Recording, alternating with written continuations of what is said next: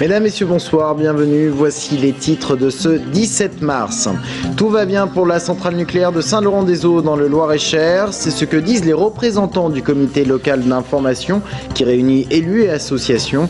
Une réunion exceptionnelle avait lieu ce matin pour faire le point après la catastrophe japonaise. Un bémol, la crue millénale de la Loire pourrait poser cependant quelques problèmes. Claude-Pierre Chevaux ne cache plus son intention de se présenter à la présidence du Conseil général d'Indre-et-Loire lors du 3e tour s'il est élu. Le vice-président chargé des Finances se dit disponible. Depuis le dernier budget, la rupture est consommée avec la présidente Claude Roiron. La maison MAM à Tours, 2 siècles d'édition pour la jeunesse. Un colloque lui est consacré et une exposition à partir de demain. L'occasion de refaire l'histoire de cette célèbre imprimerie tourangelle.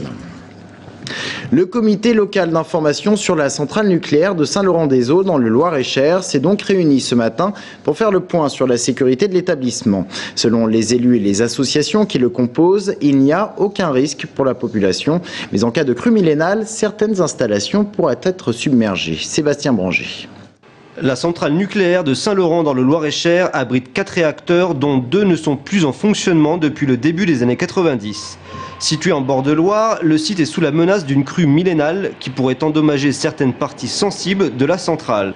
Mais rien de vraiment dangereux selon le représentant de la commission locale d'information. En termes d'inondation, la centrale actuellement en fonctionnement est conçue pour être hors d'eau d'une crue millénale majorée, c'est-à-dire à plus de 12 000 m3 par seconde. Mais cependant, on a constaté, et la CLIS s'est penchée là-dessus, que les silos qui contiennent du graphite irradié n'étaient pas totalement garantis par rapport à une telle crue. Et ce qui a fait l'objet de modifications pour y remédier. Des modifications qui sont justement permanentes sur les sites nucléaires. Parfois radicales puisque les 2 réacteurs à l'arrêt avaient été responsables en 1980 du plus grave incident nucléaire en France. À Saint-Laurent, ce type d'incident n'est aujourd'hui plus possible selon le directeur.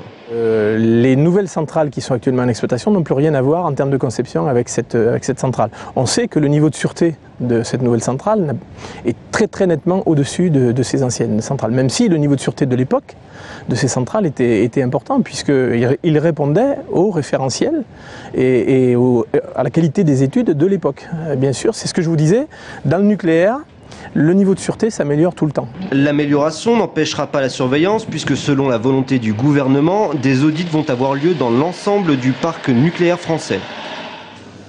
Une bibliothèque et une crèche évacuées en début d'après-midi à Tours, boulevard Winston Churchill, en raison d'une importante fuite de gaz. Une pelleteuse a arraché une conduite. Résultat, 1200 foyers sont privés de gaz jusqu'à ce soir 21h.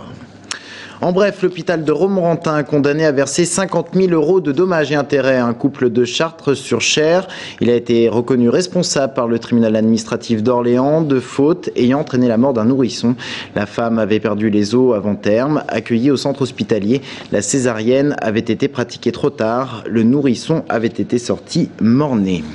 Toujours en bref, une alerte à la pollution atmosphérique en Indre-et-Loire en raison d'un trop grand nombre de particules en suspension. Il est recommandé aux sujets sensibles de ne pas pratiquer d'activités sportives en extérieur et il vous est vivement conseillé d'avoir recours au covoiturage et de réduire votre vitesse.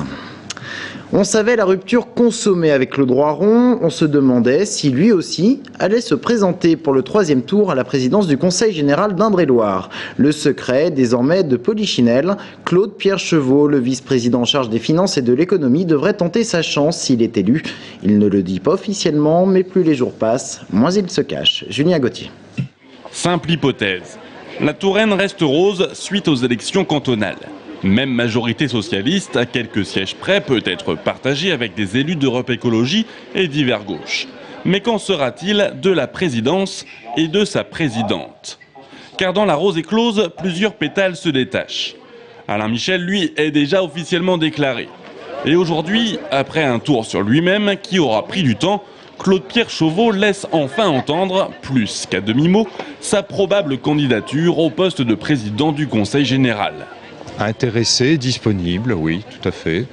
Bon, on n'en est qu'au premier tour et notre rôle est de faire en sorte de passer le premier tour et puis après il y aura le deuxième tour et on verra après, mais on peut l'évoquer. Petit retour en arrière. Fin janvier, lors du vote du budget 2011, il jouait la provocation à son poste de vice-président, mais se refusait à tout commentaire. Ah, il est beau d'ailleurs. Fin février, en campagne sur le marché du Sanitas, il détournait la question. On verra en temps utile. Moi, je ne ferai pas l'injure aux électeurs de me préoccuper du troisième tour. Aujourd'hui, le voilà donc officiellement disponible et intéressé.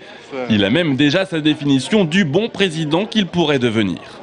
Un coordinateur entre des énergies et des personnalités très fortes. Je trouve que majorité comme opposition doit être respectée. Il y a des gens intéressants qui ont beaucoup d'idées, que ce soit dans la majorité comme dans l'opposition. Naturellement, nous avons appris dans l'équipe de Jean Germain à se respecter les uns les autres.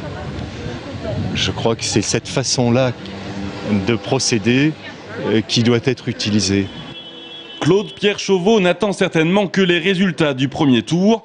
D'abord pour s'assurer d'être potentiellement élu au second tour et enfin se déclarer candidat officiel à la présidence. Reste à savoir combien ils seront dans cette démarche la semaine prochaine.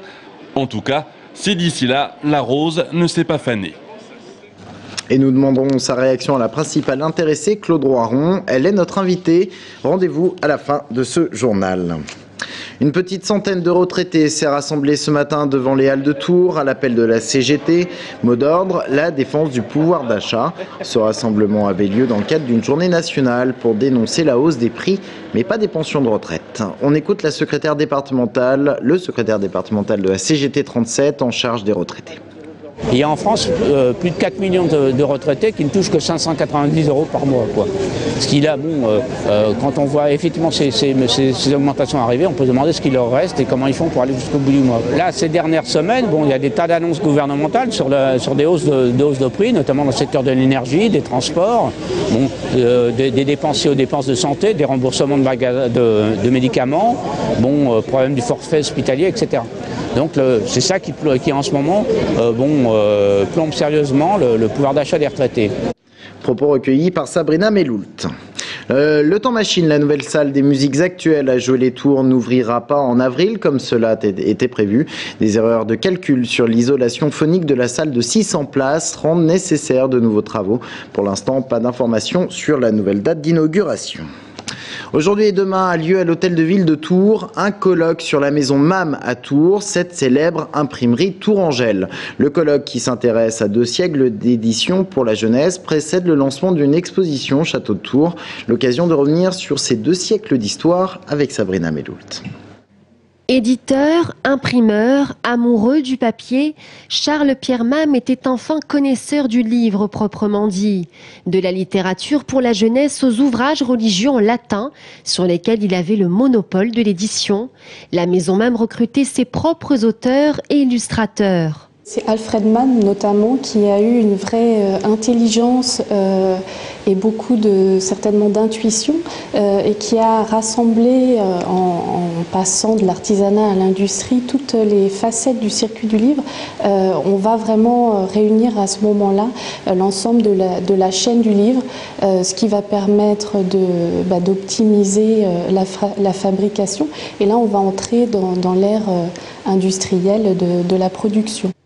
Une production qui va s'adapter aux grands événements de l'histoire. Angers, Tours, Paris, New York, la maison MAM traversera les époques et les idéologies sociales, non pas sans heurts. Si l'éditeur reconnu signera le premier contrat de Balzac, publiera Hernani, Victor Hugo et même le livre de Madame de Staël contre Napoléon qui sera d'ailleurs retiré de la vente, il connaîtra aussi de nombreux échecs qui le mèneront à plusieurs reprises à la faillite.